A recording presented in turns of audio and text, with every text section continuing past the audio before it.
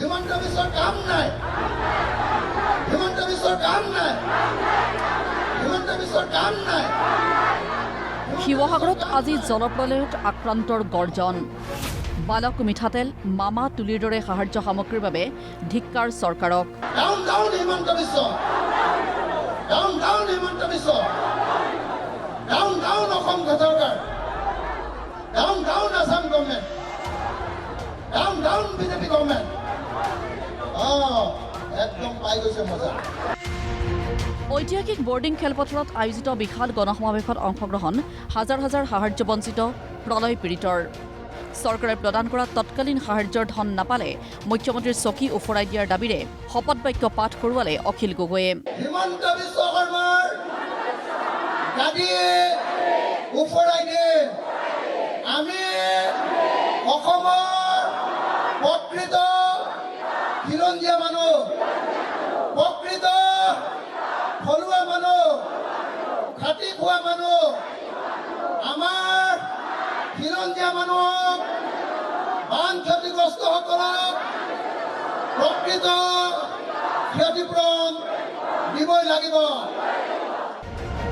এই গণসমাৱেশৰ পৰাই মন্ত্ৰী সুশান্ত বৰগোহাঁই, বিধায়ক ময়ূৰ বৰগোহাঁই আৰু ধৰ্মেশ্বৰ কোঁৱৰক গ্ৰেপ্তাৰৰ দাবী অখিল গগৈৰ। এই ঘটনাটো ঘটিলে সুশান্ত বৰগোহাঁয়ে কয়লা খনন কৰাৰ কাৰণে।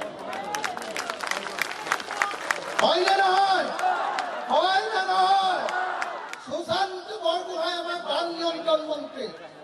তেওঁৰ দায়িত্ব আছিলে বান নিয়ন্ত্ৰণ কৰা।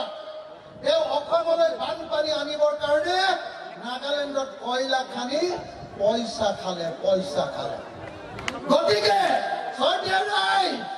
আজি অসমৰ মুখ্যমন্ত্ৰীয়ে লগে লগে সুশান্ত বৰগোহাঁইক গ্ৰেপ্তাৰ কৰিব লাগে নে নালাগে? লাগে নে নালাগে? লাগে নে নালাগে? লাগে নে নালাগে? তাৰ লগত ময়ূৰ বৰগোহাঁই আছে, তেওঁক গ্ৰেপ্তাৰ কৰিব লাগে নে নাই? লাগে নে নাই? লাগে। সোণাৰীৰ MLA আছে, কি নাম? ধৰ্মেশ্বৰ কোঁৱৰ, তেওঁকো গ্ৰেপ্তাৰ কৰিব লাগে নে নাই? ধৰ্মেশ্বৰ কোঁৱৰক গ্ৰেপ্তাৰ কৰিব লাগে নে নাই? লাগে নে নাই? জলপ্ৰলয়ত 105জন লোকৰ প্ৰাণহানি হোৱাৰ বাবে জগৰীয়া কৰিলে শিৱসাগৰৰ আয়ুক্ত আৰু অভিভাৱক মন্ত্ৰী বিমল বৰাক। কিন্তু দুৰ্ভাগ্যৰ কথা, DC বিমল বৰা আৰু মুখ্যমন্ত্ৰীৰ ভিতৰত কথাটো পাতি থৈ দিলে। সেই কথাটো যদি ৰেডিঅ'ৰ জৰিয়তে, সেই কথাটো যদি টিভিৰ জৰিয়তে, সেই কথাটো যদি মোবাইলৰ জৰিয়তে আমাৰ শিৱসাগৰ, চৰাইদেউ আৰু যোৰহাটৰ মানুহক যদি জনাই দিলেহেঁতেন, তেতিয়াহ'লে আমাৰ যোৰহাট চৰাইদেউত 105জন মানুহ নমৰিলেহেঁতেন। তাৰ কাৰণে তেওঁলোক জগৰীয়া হয় নে নহয় ৰাইজ? হয় নে নহয়? হয় নে নহয়?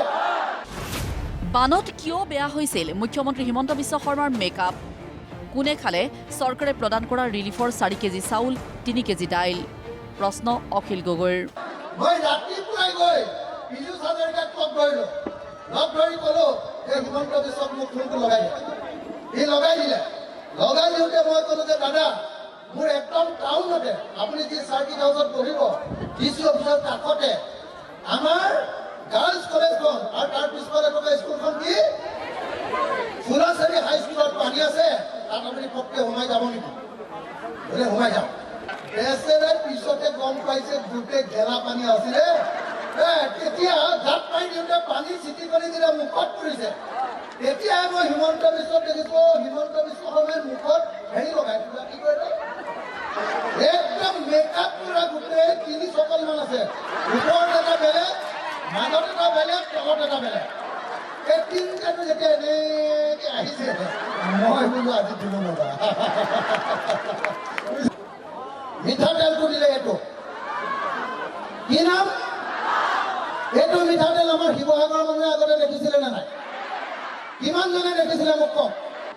8 কেজি চাউল, 8 কেজি চাউলৰ ঠাইত এই 4 কেজি চাউল দিলে। এই 4 কেজি চাউলটো খাব নোৱাৰা, বেয়া। তাৰমানে CM-এ নিজৰ নামত যিটো বস্তু দিছে, তাৰ পৰাও হয় CM-এ, নহ'লে CM-ৰ হৈ কোনোবা মন্ত্ৰী বা কোনোবা অফিচাৰে 8 কেজি চাউলৰ ঠাইত 5 কেজি চাউল, 4 কেজি চাউল দি আমাক 4 কেজি চাউলে খাই পেলালে। সমাৱেশস্থলীত আজি প্ৰলয়ে নষ্ট কৰা সোফা ছেট, ফ্ৰিজ, চিলাই মেচিন, পালেং, গডৰেজ, লেপ তুলি আদিও প্ৰদৰ্শন কৰা হয়। প্ৰলয়ৰ ভয়াৱহতা দেখুৱাই অখিল গগৈয়ে উত্থাপন কৰে 3টা দাবী। 48 ঘণ্টাৰ ভিতৰত এককালীন সাহায্য প্ৰদান, প্ৰতিটো পীড়িত পৰিয়ালক 10 লাখকৈ টকা আৰু জলপ্ৰলয়ৰ কাৰণ সন্দৰ্ভত CBI তদন্ত। মই আপোনালোকক এটাই কথা ক'ব খোজো যে চৰকাৰে এতিয়াও 15,000 টকাটো তৎকালীন সাহায্য বুলি কৈছে। তৎকালীন সাহায্য 2 দিন বা 3 দিনত দিয়ে, আজি 36 দিন হ'ল, এতিয়ালৈকে দিয়া নাই। গতিকে সেই তৎকালীন সাহায্যটো তাৎক্ষণিকভাৱে দিবৰ কাৰণে 48 ঘণ্টাৰ সময় আমি দিম, তাৰ ভিতৰত দিব লাগিব। আৰু প্ৰতিটো পৰিয়াল আৰু ব্যৱসায়িক প্ৰতিষ্ঠানত 10 লাখ টকাৰ ক্ষতিপূৰণ। চৰকাৰে কৈছে যে 1,70,000 পৰা 3,85,000 টকালৈকে সৰ্বোচ্চ পাব। আমি কৈছোঁ যে নহয়, এটা পৰিয়াল বা এখন বিজনেছ হাউচে কমেও 10 লাখ টকা নাপালে পৰিয়ালটো আকৌ উঠি নাহে। গতিকে আমি 10 লাখ টকাৰ ক্ষতিপূৰণ বিচাৰি আজি এই আন্দোলনৰ কাৰ্যসূচী লৈছোঁ।